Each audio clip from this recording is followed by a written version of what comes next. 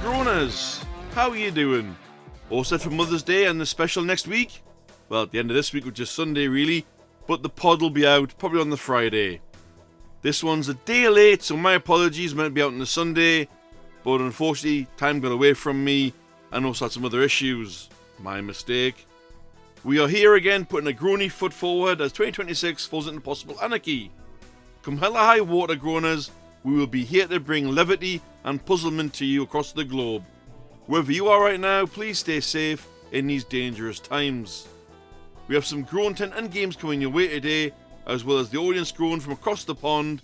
But before anything else, we'll hit up my groans, shall we? Street racing. So there's lots of skilled drivers out there, but why do a few of them take their skills to the streets when there's plenty of tracks for you to throw your car on and do massive amounts of speed on there at your own risk? However, doing it on the streets, this puts themselves and pedestrians at risk. Don't be a complete niblick, take it to the track and earn money and possible recognition. You might even be hired by a track team, or a NASCAR team, or any other kind of team, rather than maybe being an organ donor. Litterbugs. All of us have been guilty of litter blowing away in our hands, but some people seem to not get the concept of what a bin is, or a trash bag, or whatever you call it is. Yes, paper and other things may be biodegradable, but that doesn't mean you can just toss them on the floor, or at the window, or however you hide away your rubbish, like a fool. Put it in the bin. We all live on the same planet. I would rather not wade through eons and depth fields of absolute garbage. People who spoil the ending, or talk through movies, or say, oh, this bit happens next and he does this, or she does this. Definitely a peeve of mine. It's one thing to talk through a movie on TV at home, but it's another totally annoying thing to both talk through a movie and spoil bits that are coming up. But then again, if you've already seen the movie in the cinema, why are you there again? Some people go to the cinema 4 times to see the same film. I know some people have special cards and everything, but why would you go see, for example, Spider-Man 3? That's way back in the mid-2000s. Spider-Man 3 times or 4 times? What for? I must reiterate, just use your snacks to fill your mouth, and then hopefully the rest of the audience won't hear you talking. Those are my groans for another week, but now we flip to our first game, which is 50-50. I'm going to be quick with these groaners. You can pause after each round, and I'll tell you where to do that. Round 1. What was the first Pixar movie? Was it A, Up, or B, Toy Story? If you know your animated films, you're gonna do well. If you don't, and you're in your 80s or your 90s, good luck to you. So pause your groaners, have a think, and then pick your 50-50. Round 2. Which Pixar movie was the most profitable for the studio? Was it A, Inside Out 2, or B, The Incredibles 2? Ooh, we're sequelizing here, groaners. Pause here, pick your 50-50, and then unpause. Round 3. The worst Pixar movie is considered to be A, The Good Dinosaur, or B, Elio. I think Elio's been the most recent one, I know that much. I've not seen an animated film in years. Pause here, groaners. Have a little think, pick your 50-50, and then unpause. And if you know your Pixar, you'll have done well on this. But we will see about that later with the game answers. We've had a game now. Let's pluck at the strings of common sense and see what baffles everyone with what the... Right then, groaners. We've heard of lazy parenting by just shoving a tablet in front of a kid's face if it gets fussy. But now here comes the impact. You've got kids in schools trying to zoom in on textbooks using their pinch finger movement, or trying to swipe left or right to turn a page over. I never thought I'd see the day where technology became a disadvantage. I mean, just what the indeed? Stop lazy parenting. Entertain or talk to your child rather than go, nah, here's your tablet. Just have a think. What impact is that doing to your kid? Give them a book to read or something like that. Something rather than going, oh yeah, just, play with your tablet. A tablet isn't a parent. A tablet can be educational, but sometimes a good book can be better than a good tablet. Unless it's a sleeping tablet and you put the kid to sleep. Never mind, moving on. Sorry if that's upsets anyone, but it's true. Let's put it aside now as we move on to another game. Yes, the games are coming in quick succession here, Groaners. Yes or BS. Now remember, Groaners, I'm going to give them all to you, but you're going to pause after each round and then you're going to pick your statement. So here we go. Round 1, and to reiterate, you're not picking the false statement. That's a surefire way of getting no points. You need to avoid those. But if you answer right in round 1 and then get wrong in round 2, you have no points completely. Same thing for round 3. If you got points in round 1 and 2 and then guess wrong in round 3, you have nil points. That's how the game roughly works. Avoid the BS and go for the yeses. Just one yes, only 1 point per round available. Don't be greedy. Round 1, the flightless TV dollars round. A. There are 50 species of flightless bird. B. It costs $6 million to make each episode of Game of Thrones. Or C. Colour TVs were invented in 1967. Pause here, Groaners. Pick the statement you're happy with, stick with it, and then unpause. Round 2, the Blood Victoria Day round. A. Everyone can receive type O blood. B. Koalas sleep for 20 hours a day. Or C. Queen Victoria ruled the UK for 70 years. Pause here, Groaners. Pick your statement, make sure you're happy with it, and then unpause as we move on to round number 3. Round 3, the Beethoven breath slogan round. A. A Nile crocodile can hold its breath for an hour. B. Beethoven only completed one opera in his lifetime. Or C. The slogan, just do it, for Nike or Nike, depends how you pronounce it or what country you're in, was created in 1988. Pause here, Groaner, or Groaners I should say, pick your statement and then unpause when you're happy with it. The answers for yes or BS, as well as everything else, will come later as we venture into the creepier side of the groan zone with admin Nicole's Creepy Corner. Your story for this week is called Bittersweet Honey. Quoth stood in a chair poking at the beating heart that now lay on the table. In a way, Harmony was relieved at how little he was affected by it, also concerned by how much he wanted to eat it. As for Violet and Daniel, they were both in an uproar. There was a plan. It was detailed, scheduled. It should have taken months. They were furious. There was now so much to do and so little time to do it in. They were so angry at Robin for being able to do what they wanted in a much shorter time frame. Yet Robin just stood his ground as he washed his hands, stating that, like Daniel said, the sentence took a hit. If the king was truly paying for their research and experiments, he won't be doing that anymore. Violet stood from the table and asked them to leave. There was too much that had to be done now, and Robin should have listened to them. Harmony didn't see the problem. Robin made everything simple for them. He saved them months from a long drawn out plan, and they couldn't even be grateful. I'm sorry, but we now need to clean up your mess and get the castle and its surrounding towns in order. You caused more havoc than you know. There is an order to these things.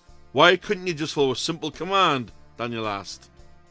You may be a king now, but you're only a king because, like you asked, I killed your father. Make no mistake, no amount of power or wealth will ever make you my king. I bow to no one, Robin said. There was no more reason to stay, so Robin cleaned himself up, and Cove up as well, and they left. They were no closer to getting answers, but they were reminded just how little this world cares for those who didn't even get a say in existing. There was no destination in mind, no way of knowing where to go or what to do, but Harmony suggested they tried the mountains. The sun appeared to hit them just right, so it had to be hot up there and hopefully abandoned.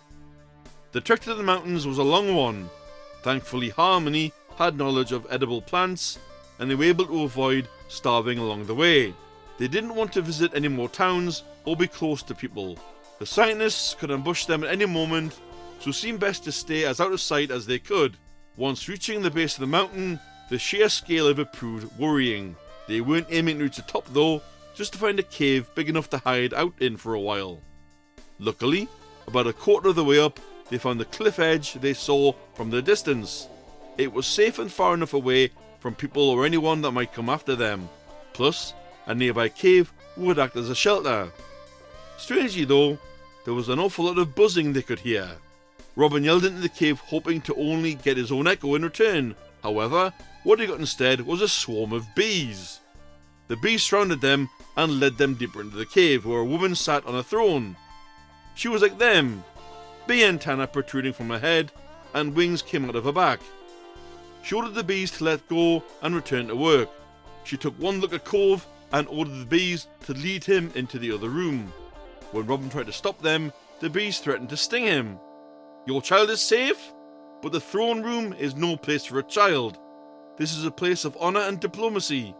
You'll see him soon, but first, what do you think you're doing invading my home like this? The woman asked. We were just looking for shelter from the scientists. We didn't know anyone was living here, and now we know, so we'll be on our way as soon as you give us our son back, Harmony said. I was a scientist once, you know. Harriet Livingston is what they used to call me. He often said I was popular because of my pale skin and my copper red hair that reminded them of the morning dawn, something they hadn't seen in a long while. I was an expert on bees and honey, always trying to find as many ways as I could to heal any illness with honey. The bees were so remarkable and yet so ignored. One day they asked if I wanted to help more. I didn't know what it meant, but I sensed it couldn't be good. It was the time of the Green Death though, and I couldn't say no or my bees would be killed. So I said yes, and for months I was living in a giant container, enduring unimaginable horrors until I became the very bees I loved. Even my bees were experimented on to make them more useful. It didn't stop there though. Come with me, she explained. Harriet stood from her throne and stretched her wings before leading Robin and Harmony to a door made from thick honeycomb. On the other side of the door was a large room, filled with bees and eggs that hadn't hatched yet. Harriet explained to them that this was the nursery, covered wall to wall in honeycomb with honey dripping everywhere. In the centre of the room, Cove was running around happily playing with 3 other children his own age. They too were just like him, with antennae and bee wings. Their arms and legs dyed black up to their elbows and knees. Streaks of yellow and black flowed through their copper hair. They are the very first like us to be born that way, Harriet said. What a cliffhanger! I mean, you could have wrote a bit more there, Nicole. I was getting into that. These stories just get a bit more out there, Nicole, with your creativity, but they are loved for their continuity and alluring storytelling, as you've just proven with the story you gave us. We move away from creepy now to focus on more groans with the audience groan. And this week's groan comes in from Ender in New York, USA, via email, and he groans about the Razzie Awards. You Brits have heard about the Oscars, and we've heard of the BAFTAs. Of course, there are such things as the Golden Globes, etc. These all rate a film, but what is the freaking point of having an award ceremony that basically pokes fun at bad movies and awards them for pretty much being crap?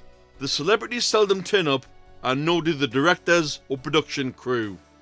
Give it up and just have the 100th Razzie Awards, I'm not even sure these have happened yet, and then put it to sleep. Ender, I couldn't agree more. It'd be like awarding a chef for cooking raw food. Rubbish. Pointless. And with that groan out the way there, groaners, if you want to throw in a groan like Ender did, or any other content or groantent, ideas, feedback, you can do so in a myriad of ways. You can drop us an email to thegroanzonepod@gmail.com.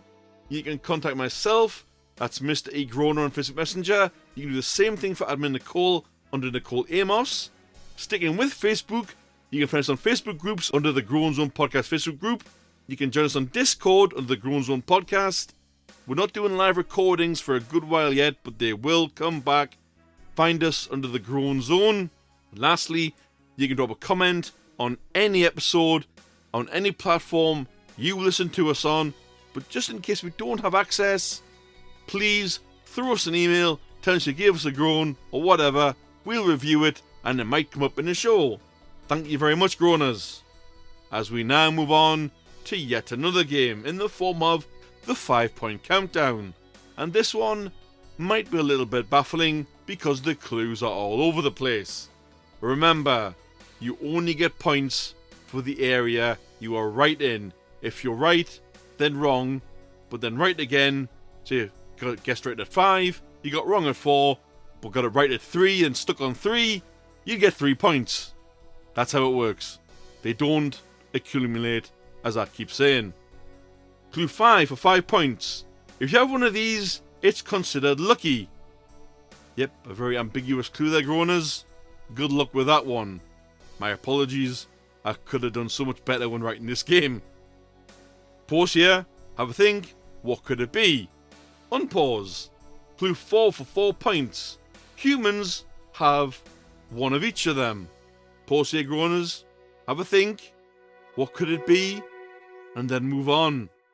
Clue 3 for 3 points. Think Bugs Bunny. And I don't mean think like Bugs Bunny. The clue is think Bugs Bunny. Clue 2 for 2 points. Part of its name can also be a unit of measurement. Getting a bit clever here, Groaners. Pause here. Have a think. What the hell am I talking about? Clue 1 for 1 point. Smaller fake versions can be kept on keychains. Ooh, we're really getting you thinking now, Groaners. Pause here. Have a think. Put them all together. What am I talking about? But be honest about where you scored your points, Groaners. Or your point. Be honest. The answer will come later on. As we now move on to the section we always do every week. We either have a hero or a zero. This week we're going with a hero. And this week's hero was ready to help this guy even though his help was rebuked. Ryan Gosling is a hero as he offered aid to a stranded reporter whose tour bus had broken down on a Grand Canyon tour. They were doing an interview via, I think it must have been like mobile or laptop or anything, but he keeps stopping the interview several times to check in with the reporter to make sure that he was okay. Some celebrities wouldn't care or even do that. Ryan Gosling, I believe he's 45, had the generosity to ask him about his supply situation, and I dare say he might even send water if he knew where the bus was. Because let's face it, if you're marooned in a Grand Canyon and it's quite hot, you are going to need water. Yep, you can go for a fair few days without food, but without water, you're going to be struggling.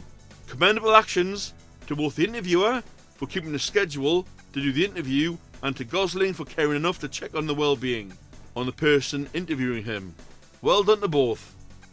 And now, Groaners, we have the game answers. We will go backwards, and of course I will do the answer to Anagram Anxiety from last week as well. The 5-point countdown. The answer was a rabbit's foot, or would have accepted a lucky rabbit's foot. For yes or BS, for round 1, if you went for A or C, congratulations, you have no points. In round 2, if you went for C, if you had any points in round 1, congrats, you have none. If you had none in round 1, you've still got none. And for round 3, if you went for A, then congratulations, you've had none all the entire time. But if you had any points in the previous rounds, round 3, and you went for A, you have none. And lastly, Groaners, for 50-50, almost lastly, my apologies, for 50-50, round 1, what was the first Pixar movie? It was, of course, Toy Story, which I believe was released in 1995. Round 2, which Pixar movie was the most profitable for the studio? It was, of course, A, Inside Out 2, and it made well over $1.5 billion. And for round 3, the worst Pixar movie is considered to be A. The Good Dinosaur, which I believe made around about 22 million.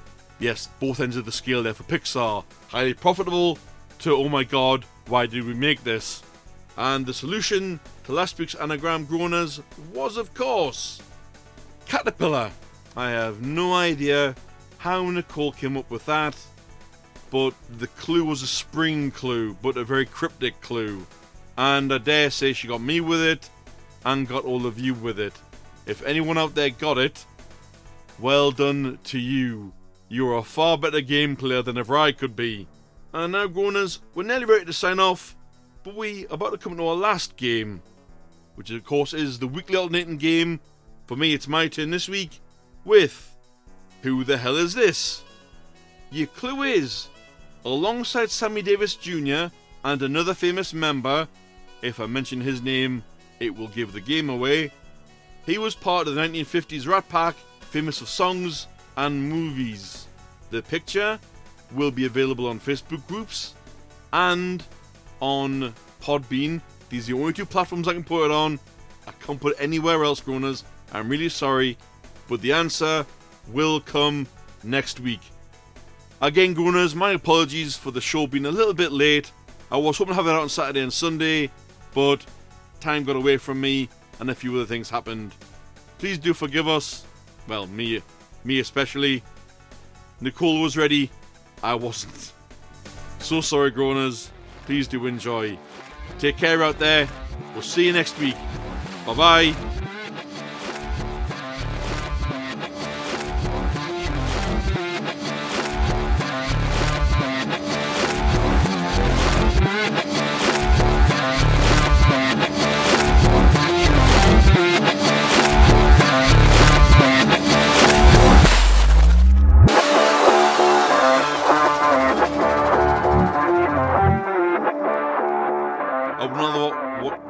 You may be a king now, but you're only a king because, like you asked. I'll start that again. But how many?